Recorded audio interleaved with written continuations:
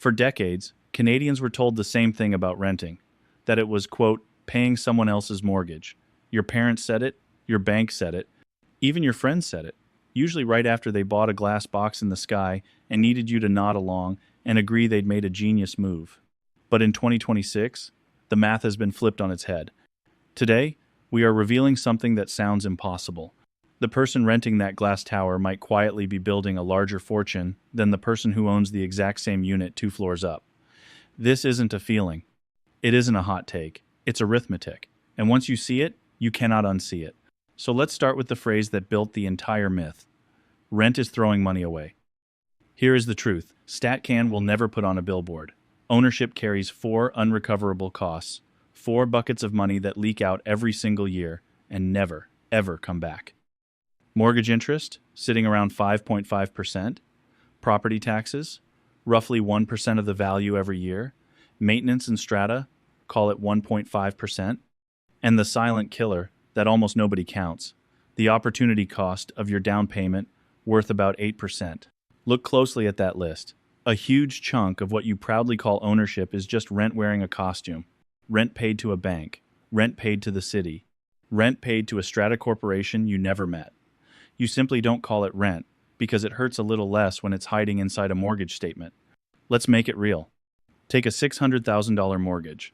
In the GTA or the lower mainland today, that is a modest loan. The entry ticket, not the penthouse. At 5.5%, you are handing the bank $33,000 a year in pure interest. Not principal, not equity, interest. Money that is gone the moment it leaves your account. That is 33,000 Canadian dollars of rent every year, paid to a bank that will never once invite you over for dinner. So before we say another word, let's retire the myth. Rent is not throwing money away, interest is. Now picture this. Buying a high-fee condo is like starting a long mountain hike with a 40-kilogram backpack stuffed full of lead. The destination is identical for everyone on the trail. Wealth, security, freedom. But the buyer straps on interest, property tax, and strata fees before taking a single step. You are still walking forward. You're just doing it hunched over. And the sheer weight of those fixed costs drains your financial vitality long before you reach the first mile marker. The renter, running the exact same trail, in the exact same direction, with no pack at all. And here is where it gets heavier, because we need to talk about the strata fee, or as we call it, the vertical maintenance tax. When you own a detached house and money gets tight, you have levers. You can delay the new roof a season. You can paint it yourself. You have control. When you own a condo, that control evaporates. Your strata fee is set by a committee, voted on in a room you might not even sit in, and it moves in exactly one direction, up.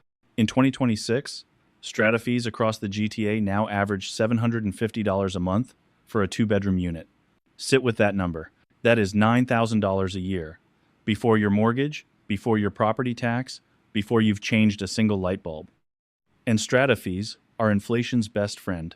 When the cost of labor, insurance, and concrete repairs climbs, your fee climbs right alongside it, automatically, whether or not your salary moved an inch. Think of it as the shrinking room. Every time your strata fee jumps 10%, the mathematical room you actually get to live in gets a little smaller. The walls slide inward, and you spend your evenings quietly pushing back against them, picking up an extra shift, canceling the trip, shaving the budget, just to stop your own lifestyle from being crushed by an increase you never got to vote on. The building doesn't get bigger. Your life inside it gets smaller. Now for the calculation almost nobody runs. We call it the down payment mirror. Say you've saved $140,000 for a deposit. Buy the condo, and that money doesn't vanish, but it does fall asleep.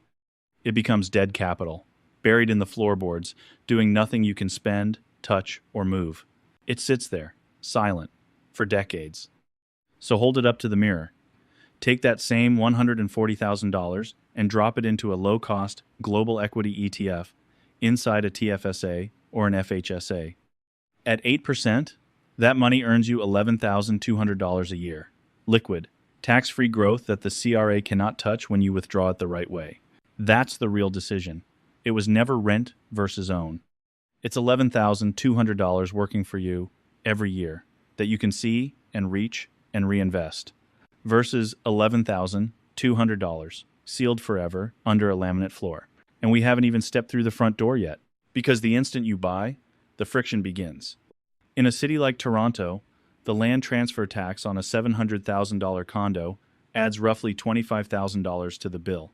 That money evaporates on day one, before you've spent a single night in the place, before you've hung a single picture. $25,000. Gone. Purely for the privilege of signing your name. This is the feeling that creeps in on any quiet morning. The start of the work week, coffee in hand, sun on the counter. You look around at the unit you own, and it lands on you like a weight. You are asset rich, but cash flow strangled. On paper, you're a property owner.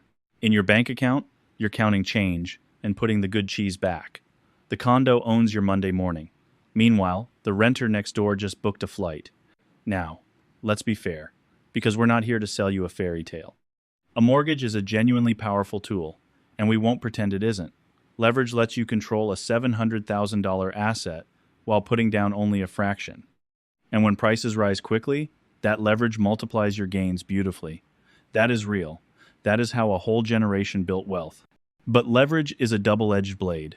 It only cuts in your favor when the property grows faster than it costs you to carry it.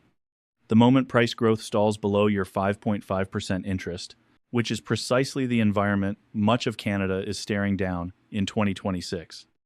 That same leverage quietly turns against you. You are paying 5.5% to hold an asset climbing at maybe 2%. The magic runs in reverse. The sword starts cutting the hand that's gripping it. So what does the smart money actually do? It becomes a strategic renter. This is the manual override. You rent a home you genuinely love, comfortably below the true, all in cost of owning it. Then you take every dollar you did not pour into strata fees, into interest, into land transfer tax, and you funnel it, deliberately and automatically, into your FHSA and your TFSA. Year after year, that discipline compounds into what we call a liquid fortress, a growing wall of capital that is flexible, tax, sheltered, and entirely, completely yours. And here's the twist most people miss entirely. The strategic renter is not anti-ownership. They are simply early, because one day, that liquid fortress grows large enough that you can walk into the sales office and buy the condo outright, in cash, with zero interest, no $33,000 a year bleeding to a bank. You didn't skip the finish line. You just ran the race without the lead backpack. So here's the real lesson for Canada in 2026. Wealth is no longer about the title on your door. It's about the efficiency of your capital. The question was never, do you own or do you rent? The real question, the only one that matters, is this. Is your money exhausted or is your money working? True freedom isn't a deed folded in a drawer.